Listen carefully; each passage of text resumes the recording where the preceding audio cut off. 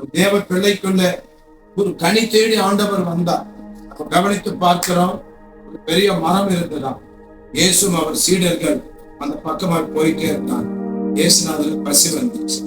உடனே வசனம் சொல்லுது, ஏதாகிலும் கிடைக்கும் என்று மரத்தை தேடி இயேசு செட்டுதாக மரத்தை பார்த்தா ஃபுல்லா இலை இருக்கு. மரம் ஃபுல்லா இலை. தோற்றம் பார்த்தால் இந்த மரத்துல எத்தனை கனிகள் இருக்குமோ அதனுடைய பார்க்கும் பொழுது எண்ணி கோமலும் எண்ணி ஆக்களும் எந்த பெந்த விருட்சம் எண்ணி பள்ளு தொருக்கத்தையோ என்று நினைத்து இயேசு கிட்டே வந்து பார்க்கும் பொழுது ஒரு கனி கூட அந்த மரத்துல இல்லை. ஒரு கனி கூட இல்லை. ஆண்டவர் ரொம்ப துக்கப்பட்டு, இப்படிப்பட்ட மரம் எதற்கு, ஏன் இந்த மரம் இருந்து இந்த இடம் விரைமா போகணும் என்று அந்த மரத்தை சபித்தார் என்று பார்க்கிறோம். இப்ப நம்ம என்ன கவனித்து பார்க்கிறோம்? நம்ம எல்லாம் ஆவிக்குரிய மரங்கள். ஆண்டவர் நம்மை மரமாய் இந்த சபையில கொண்டு வந்து நட்டி இருக்கிறார். நம்மை ஆண்டவர் வசனமாகிய தண்ணீர் ஊற்றி, வெளிச்சமாகிய நீதியின் சூரியனாகிய பரிசுத்தாவின் அபிஷேகத்தை கர்த்தர் நம்ம மேல் அனுப்பி, சூரியனும் வேணும், ஒரு மரத்துக்கு தண்ணீர் வேணும். சூரியன் பரிசுத்த ஆவியானவருக்கு அடையாளம், அக்கினி, சூடு, நெருப்பு. தண்ணீர் வசனமாகிய இந்த தண்ணீருக்கு ரெண்டத்தையும் ஆண்டவர் கொடுத்து கொடுத்து கொடுத்து நம்ம ஆண்டவர் என்ன வேணுமோ பாதுகாத்து கற்களை பொறுக்கி இந்த மரத்தை வளர்த்தார். ரட்சிக்கப்பட்ட நாள் முதல் கொண்டு 10 ஆண்டுகள், 15 ஆண்டுகள், 20 ஆண்டுகள், எத்தனை வருஷமா நம்ம விசுவாசிகளா இருக்கிறோம், வளர்ந்து கொண்டே இருக்கிறோம். ஒவ்வொரு வாரம் ஆண்டவர் நம்மை பலப்படுத்திக் கொண்டே இருக்கிறார். நம்முடைய ஜபங்கள் கேட்டுக்கொண்டே இருக்கிறார். ஏன் என்றால் நாம் அவருக்கு கனி கொடுக்கணும். ஆமென். நாம் அவருக்கு கனி பலாலி பார்க்க இச்செட்டு நாங்கள் பழம் கனி கொடுக்கிற மரம். கனி தேடி இயேசு வருகிறார் அப்படின்னு நம்ம பைபிளை பார்க்கிறோம். அவர் கனி தேடி வருகிறார்.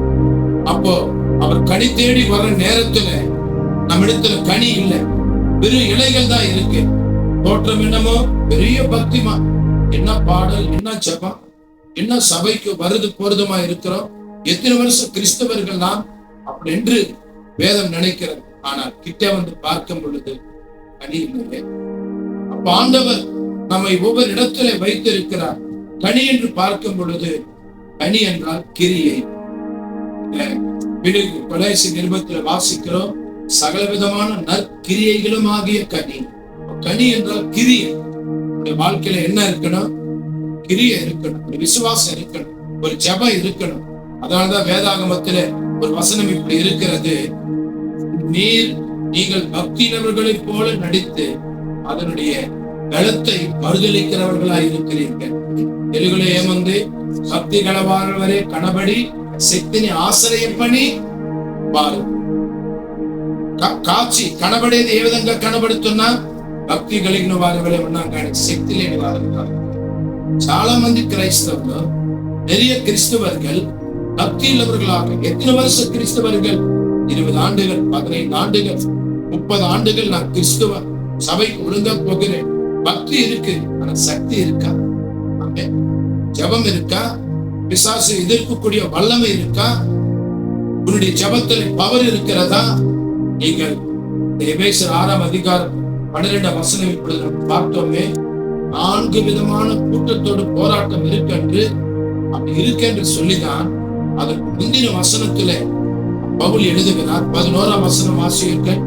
என்ன வாசிக்கிறார்? எபேசியர் 6:11. எபேசியர் 6:11 வாசிங்க. 10 வாசிங்க.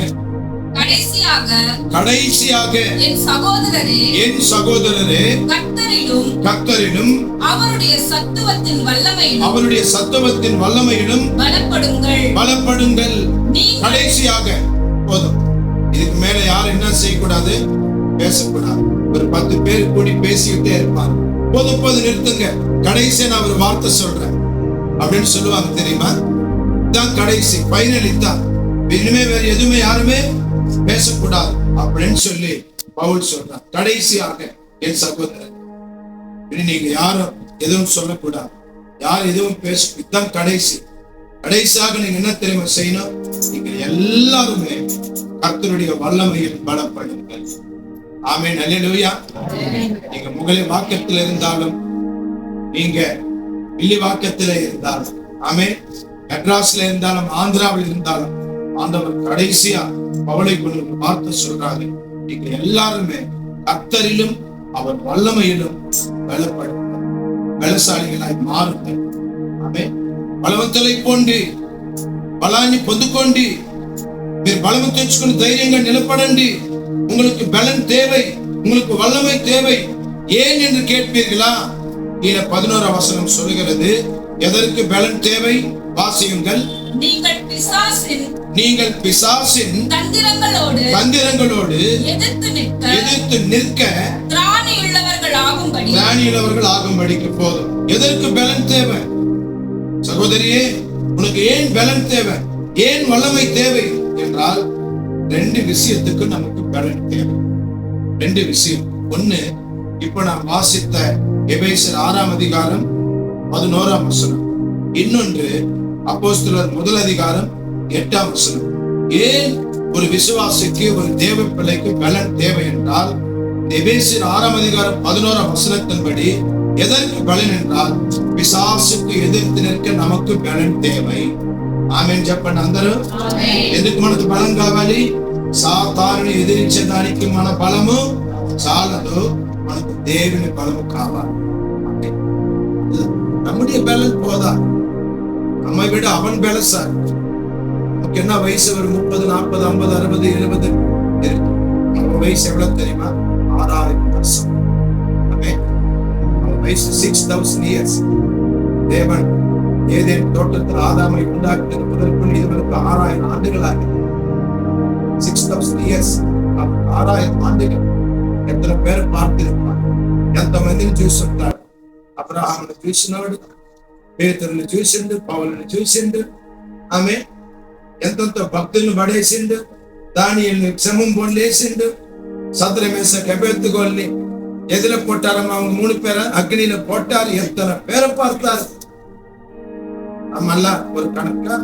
அப்ப எவ்வளவு அவன். அதனாலதான் பிசாசின் தந்திரங்களோடு எதிர்த்து நிற்க, பிசாசுக்கு எதிர்த்து நிற்க.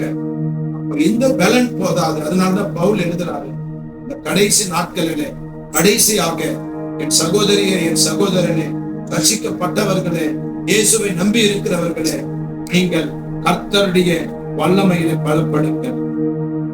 பலன் இல்லாவிட்டால் நீங்க சாத்தானை எதிர்த்து நிற்க முடியாது, பிசாசுக்கு எதிர்த்து நிற்க முடியாது. வசனம் சொல்லுகிறது, பிசாசுக்கு எதிர்த்து நில்லுங்கள், அவன் உங்களை விட்டு ஓடி போவான். இருக்கா இல்லையா? யாக்கோபு 4:7 இருக்கு. அப்பவாதன் எதிரிச்சிடுவாடு எத்தனுண்டி பாரி போவன.